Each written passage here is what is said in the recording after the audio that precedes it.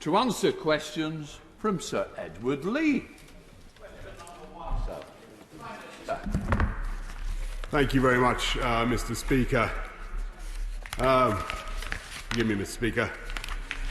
I visited yesterday Guy's and St Thomas Hospital to see the first clinically approved vaccine being given to people in London, as it is now across this country.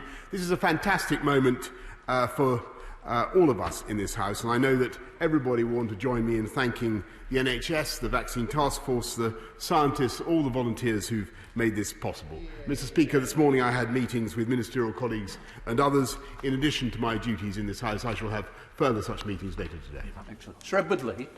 When I was a spear carrier in the Brexit referendum, that campaign led by my right honourable friend, we assured the British people that a trade deal was entirely achievable. So can I urge my right honourable friend to make one last effort, and surely that deal is achievable because we have no intention of lowering our standards. But the EU should know this, that if consistent with national security, he cannot secure that deal for us, this parliamentary party will back him to the hilt because strength comes with unity. Well, I thank my right honourable friend, and he's entirely right that a good deal is still there to be done, and I look forward to discussing it with Commissioner von der Leyen tonight. But I must tell the House that our friends in the EU are currently insisting that if they pass a new law in the future with which we in this country do not comply or don't follow suit, then they want the automatic right, Mr. Speaker, to punish us and to retaliate. And secondly, they're saying that the UK should be the only country in the world not to have sovereign control over its fishing waters. And I don't believe, Mr. Speaker, that those are terms that any Prime Minister of this country should accept. But I must tell the House and reassure my right honourable friend that whether the terms on which we deliver our new trading arrangements, whether the new arrangements resemble those of Australia's with the EU or whether they're like those of Canada with the EU, I have absolutely no doubt that from January the 1st, this country is going to prosper mightily, Mr. Speaker. Let us go over to the Leader of the Opposition, the Right Honourable Keir Starmer. Thank you, Mr. Speaker. And can I join with the Prime Minister in his comments about the vaccine rollout? It was fantastic to see the first person, Margaret Keenan, receive the vaccine yesterday. It's a huge national effort, and I want to thank everybody who's been involved with it. Mr. Speaker, can I also thank you and the House authorities for enabling me to participate today, notwithstanding the fact that I'm self-isolating. Mr. Speaker, a year ago, the Prime Minister stood on the steps of Downing Street and promised the country, these were his words, a permanent break from talking about Brexit. Can the Prime Minister tell us, how's that going? I'm delighted to welcome the right honourable gentleman from his vantage point of exile in Islington, and wish him all his spiritual home, and wish him all the best in his self-isolation. But I can tell him that his own silence on this matter has been sphinx-like. I think I wonder quite what it is, Mr. Speaker, that has kept him from asking this question for so long. We delivered Brexit, Mr. Speaker, on January the 31st, in case he failed to notice. Going back to Keir Starmer. Keir Starmer. Mr. Speaker, it's Camden, not Islington. Camden. And the Prime Minister starts straight away by deflecting. Same old, whether it's COVID or Brexit. 12 months ago, he told the British people that he had an oven-ready deal. He didn't say he had half a deal. He didn't say the next stage will be very, very difficult. In fact, he told the British people, this was before the election, he faced them and he told them, these were his words, that the chances of no deal were absolutely zero. And the now Chancellor obviously took him at his word, because the Chancellor said in the run-up to the election, we won't need to plan for no deal because we have a deal. So a year on, Why should anyone who trusted the Prime Minister when he said he had a deal, including his Chancellor apparently, believe a word that he says now?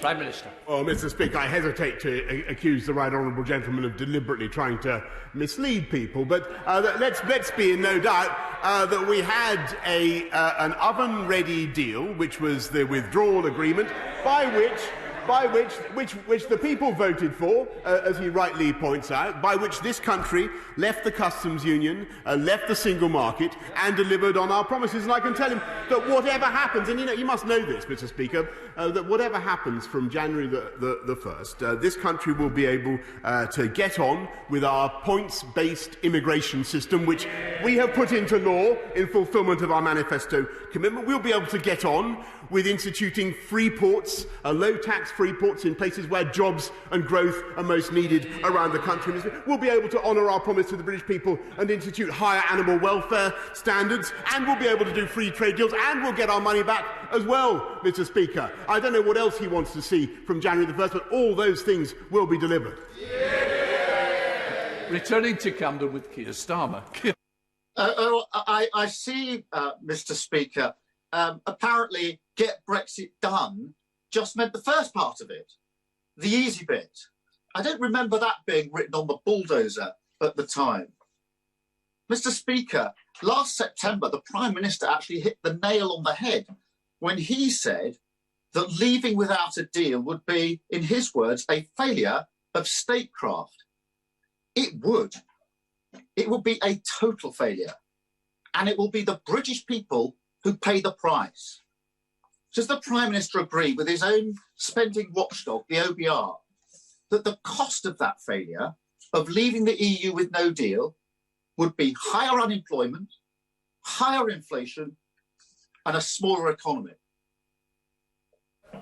Mr. Speaker, the more he talks about Brexit, the more I can see why he tried to avoid the subject for the last year. We did leave with a very good deal, and under any circumstances, this country will prosper mightily.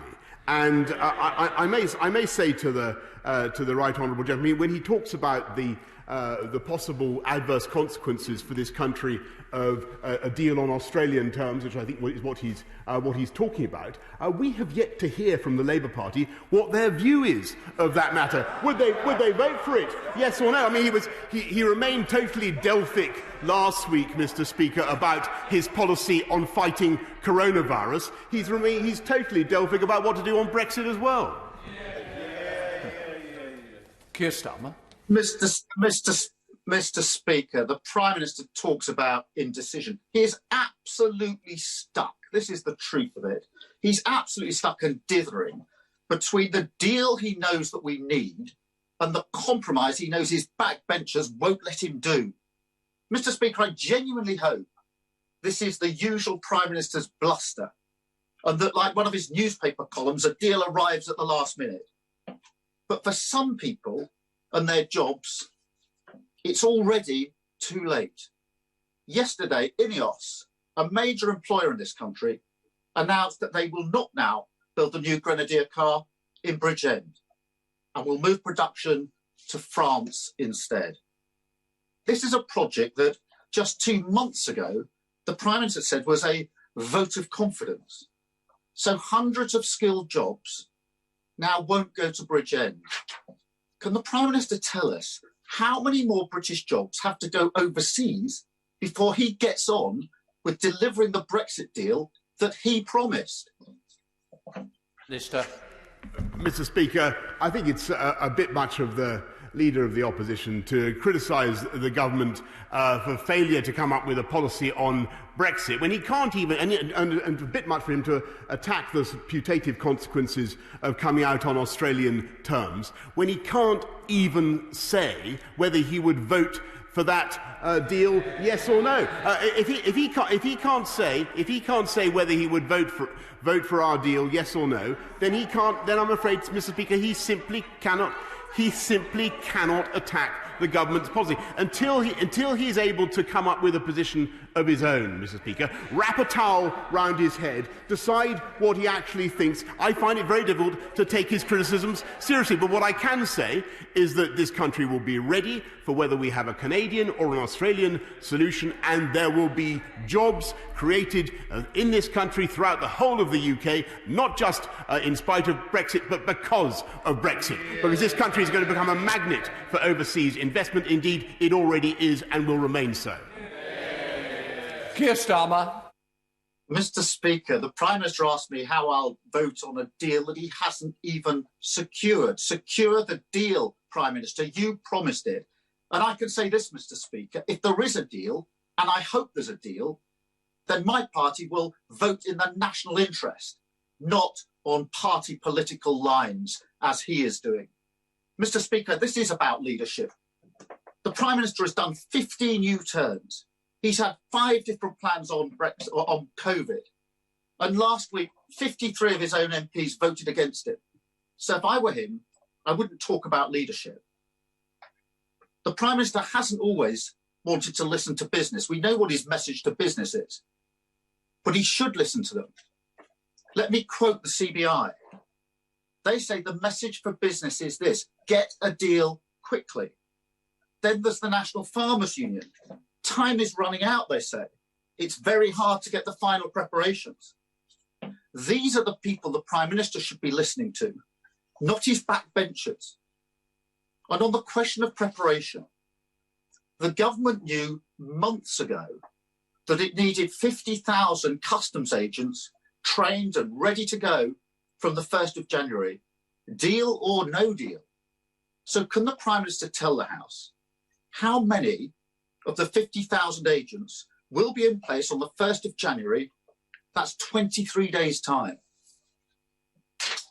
Minister. Well, Mr. Speaker, it's wonderful to get the end of that question. I can tell him that we've invested £1 billion already in getting this country ready for whatever the trading relationship is that we have on January the 1st, and 84 million into supporting customs agents across the UK, 200 million into supporting our ports, and they're doing an amazing... And I want to thank business for the incredible job they're doing of getting ready.